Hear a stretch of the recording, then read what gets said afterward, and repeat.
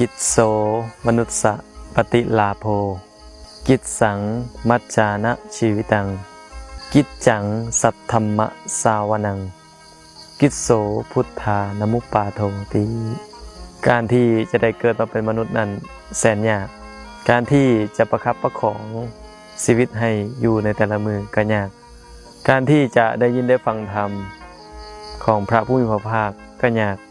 และพระสัมมาสัมพุทธเจ้าจะอุบัติเกิดขึ้นในโลกก็ยากอันนี้คือสิ่งที่ยากญาติโยมทั้งหลายการเกิดเป็นมนุษย์นั้นแสนยากถึงขนาดใด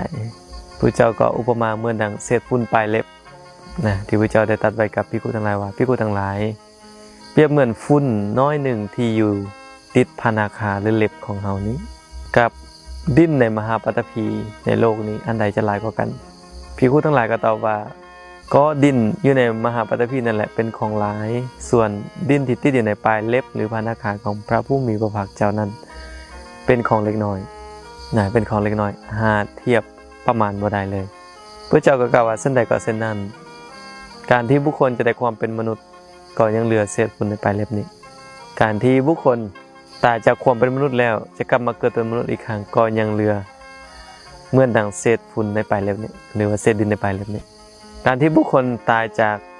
เทวดาแล้วจะกลับมาเกิดเป็นมนุษย์หรือเกิดเป็นเทวดาก็ยังเหลือเหมือนดังเศษฝุ่นในปลายเล็บนี้โดยที่แท้แล้วส่วนหลายไปเกิดในนรกแดกำเนิดเดรัจฉานแดเปรตแดเหมือนดังดินในมหาปฐพีญาติโยมทั้งหลายอันนี้คือในมุมนึงที่พระเจ้าทรงได้ตรัสเอาไว้แล้วอีกในมุมนึงพระเจ้าได้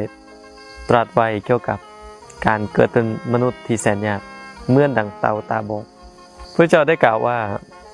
สมมุติว่ามหาปฐพีหรือโลกของเรานี้มีน้ำท่วมทั้งเป็นอันเดียวกันทั้งหมดมีบุรุษคนหนึ่งตัดบางไม้ไผ่ที่มีหูเจาะอยู่เพียงหูเดียวทิ่มลงไปในแม่น้ำนั้นลมตะวันออกพัดให้ลอยไปทางทิศตะวันตกลมตะวันตกพัดให้ลอยไปทางทิศตะวันออกลมทิศเหนือพัดให้ลอยไปทางทิศใต้ลมทิศใต้พัดให้ลอยไปทางทิศเหนืออยู่ดังนี้ในน้ำนั้นมีเต่าตัวหนึ่งตาบอด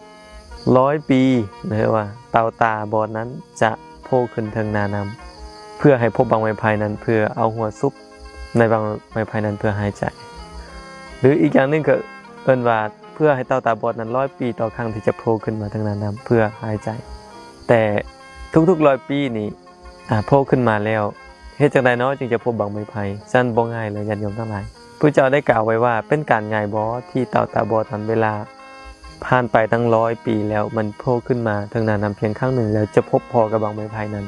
คือเพื่อเอาหัวนั้นซุกเข้า